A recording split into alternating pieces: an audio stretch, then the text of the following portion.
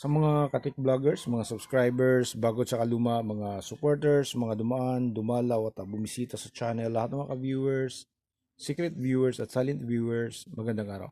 So dito meron tayong Hanabishi na air cooler, no. So ang complaint nito ay walang power.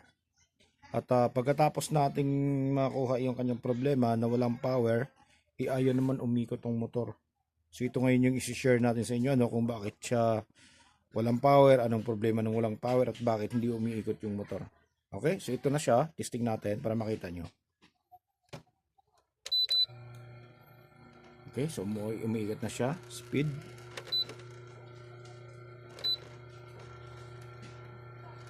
Okay, so gumagana siya lahat. Ngayon ipapakita ko sa inyo kung anong ginawa natin, ano. Okay, tanggalin natin to. So nung walang power, ayan, papakita natin. Yan, kung mapapansin nyo, ayan, nagkakaroon siya ng korosyon. Siguro yung problema nito una, dito, hindi na umiikot. Tapos nung kalaunan siguro, dahil nga umuulan lagi dito, iwan ko kung natuluan, kaya nawala yung power. Ayan siya, oh. Yan, focus nyo lang, oh. Kitang kita yan, oh.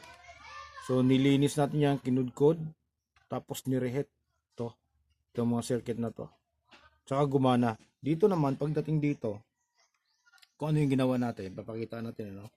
Kasi importante ito kapag nagpapalit tayo ng thermal fuse, ano. Madali lang naman siya malocate dahil dito may nakalagay. Ayun kung saan nakalagay. So sa kulay gray, nakonektado sa capacitor, tapos dito yung dulo nasa kulay black. Yan siya. So sandali lang siya maano. Kaso ang problema niya, ito papakita natin, ano.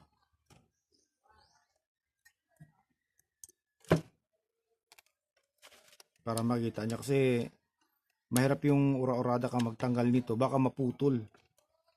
Kaya nung kinabahan niya tayo nung tanggalin natin yung kanyang thermal fuse, dahil hindi siya ganun kalambot, napakatigas ng napakatigas ng balot.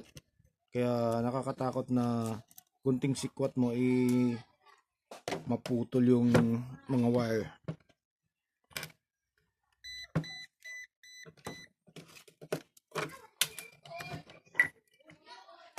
Okay. So ito, ingatan natin to, no. Ito may nakalagay dito. Ayan. Naka-clip yan, naka-ano yan diyan, itong cable tie. So kailangan putulin mo to. Kasi kapag hindi mo pinutol to, ayan, kasama yan na naiipit. Kaya hindi mo mababatak to. So pag binatak mo to ng ganun, yung sa ilalim ang mababatak, hindi ito. So kapag tinanggal mo na yan, katulad ng ginawa natin, ano. Yan. So dudulas na lang yan, yan. Okay? Dudulas na lang yan. Ayan siya. Ayan, tingnan nyo ang ginawa natin dito. Gawin mo dito, nag-umpisa tayong magkudko dito, maghanap. Kasi nasa kulay itim siya, tapos yung kabilang dulo nasa kulay gray. So ito itim, tapos kulay gray. Ayan. So nag-umpisa tayo dito. Birin mo kung saan nakalagay yung yung kanyang thermal fuse, yung axial type. Dito sa dulo. Dito banda. Ang layo.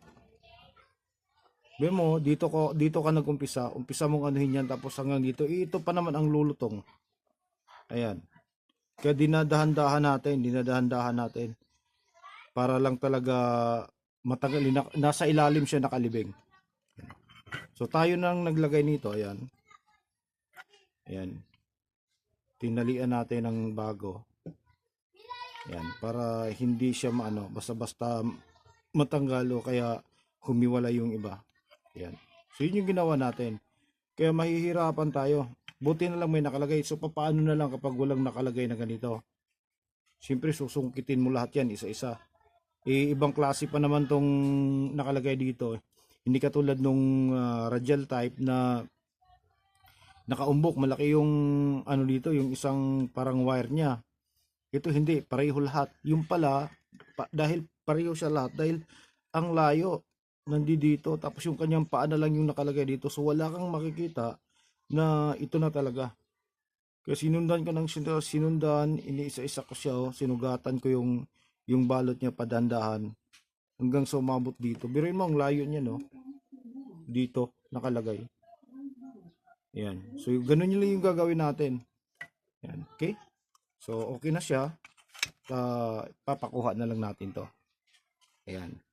Tapos kunting observasyon konti habang titingnan natin habang pinapanda natin ng mga ilang oras. Monitor natin siya kung magno-normal. Kasi kung hindi magno-normal at mamamatay yung power niya, dito wala na tayong problema, okay na to eh. Napalitan na natin ng thermal cutoff. Kapag namamatay siya uli, so ito na talaga yung papalitan natin. O kaya itong chips lang kung may makukuha tayo. Pag wala naman, so susubukan nating i-modify to. O kaya papalitan. Okay, so hanggang dito na lang siguro tayo. Maraming salamat. God bless at bye-bye.